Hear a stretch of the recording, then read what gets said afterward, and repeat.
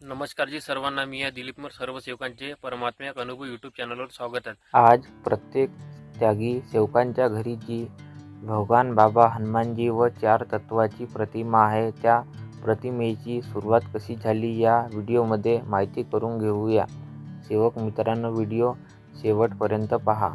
भगवंताच्या प्रतिमेची सुरुवात. वर्ष 1972ची गोष्ट आहे, जेव्हा बाहेरगावी सेवक 41 दिवसाचे त्यागाचे कार्य झाल्यानंतर जेव्हा ते बाबांकडे त्यांची परीक्षा द्यायला येत होते, तेव्हा परीक्षा झाल्यावर बाबा त्यांना म्हणायचे की बाजारात जाऊन हनुमानजीची प्रतिमा आणून मला दाखवा. त्यानंतर तो सेवक त्याला जी हनुमानजीची प्रतिमा बाजारात भेटली ती तो घेऊन यायचा आणि बाबांना दाखवायचा व बाबा त्या प्रतिमेकडे पाहून त्याच्यावर फूक मारत होते व सेवकांना सांगत होते की ही रामाजी मौदेकर किंवा मारोतराव बाबांचे लहान भाऊ यांना घेऊन हवन करून टाका. त्यावेळेस सेवकांनी बाजारातून आणलेली हनुमानजीची फोटो ह्या वेगवेगळ्या पद्धतीच्या राहत होत्या.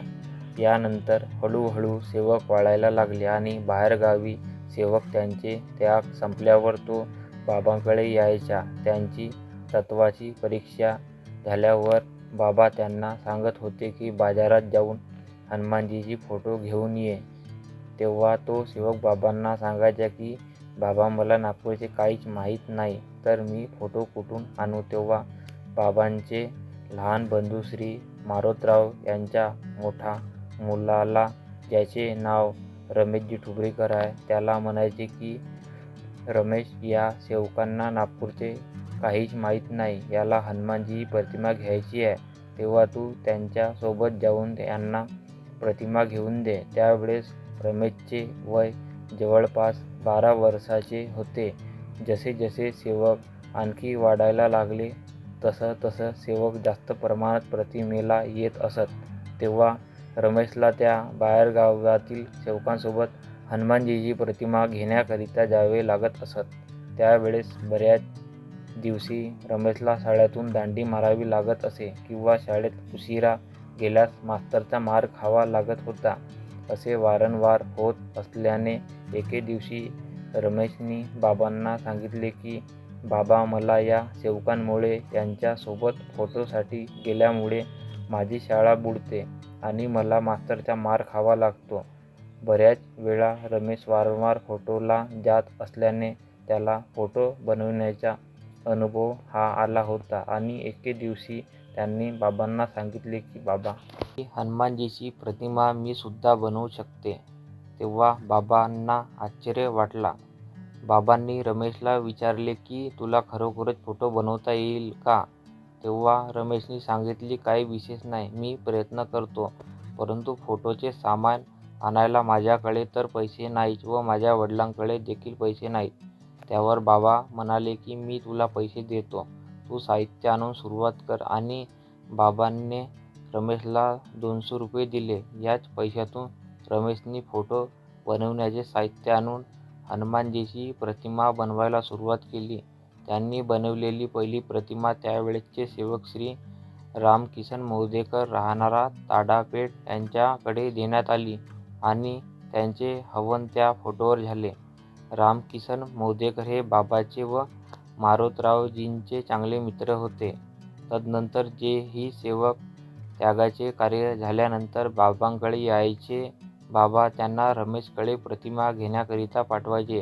तो प्रतिमा घेतल्यावर परत बाबांकडे जाऊन बाबांना फोटो दाखवून बाबा त्यावर फूक मारून सेवक त्या प्रतिमेला घरी घेऊन जाऊन त्यावर हवन घडवायचा.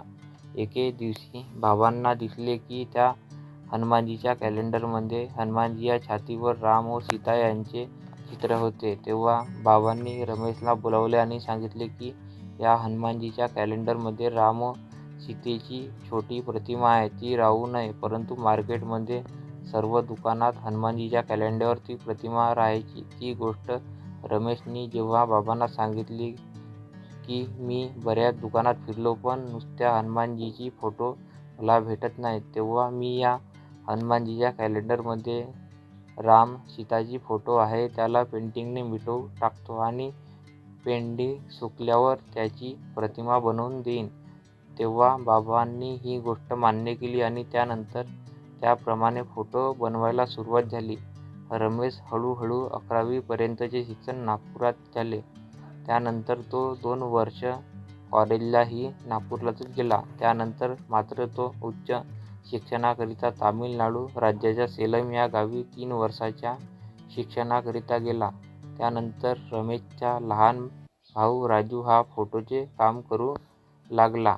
त्या काळापर्यंत भवनाची बिल्डिंग तयार झाली होती. तरीही फोटो बाबांच्या घरूनच दिली जात होती. असे बरेच वर्ष चालले. असंच सुरू असताना एका सेवकांनी बाबाजवळ राजूची चुगली केली की बाबा राजू हा मार्केट रेटपेक्षा फोटोची बनवाई 2 रुपयाने जास्त घेतो. बाबांनी त्याकडे लक्ष दिले नाही आणि हे सर्व कार्य सुरूच होते. तो सेवक बाबांकडे वारंवार येऊन राजूबाबत चुगल्या करू लागला. एके दिवशी बाबांना फार राग आला आणि बाबांनी राजूला बोलावून याबाबत जाब विचारला असता राजूने याबाबतचे स्पष्टीकरण दिले. तरीही तो सेवक ही गोष्ट मान्य करायला तयार नाही. तो सेवक खोटेच बोलत राहिला.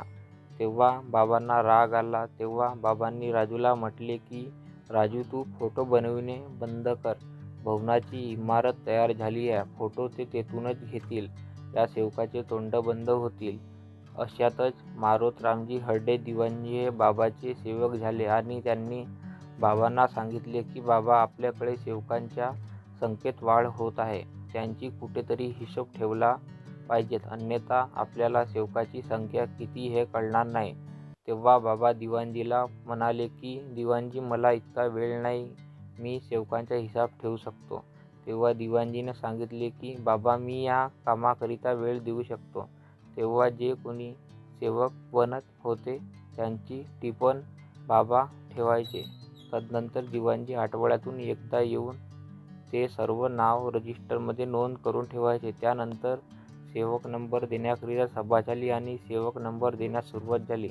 यानंतर मात्र जवळपास 1990 ते 1992 दरम्यान भवनातून फोटो देणे सुरू झाले. तरी मात्र सेवकांच्या त्यागाचे कार्य संपन्न झाल्यावर बाबांकडे बाबांच्या निवासस्थानी त्यागाची परीक्षा द्यायला येत होता आणि बाबांच्या निवासस्थानातून त्या त्यागी सेवकांना चिठ्ठी मिळत होती की प्रतिमा घेऊन टाका. बाबांच्या मृत्यूनंतर देखील हीच परंपरा 2004 पर्यंत सुरू होती.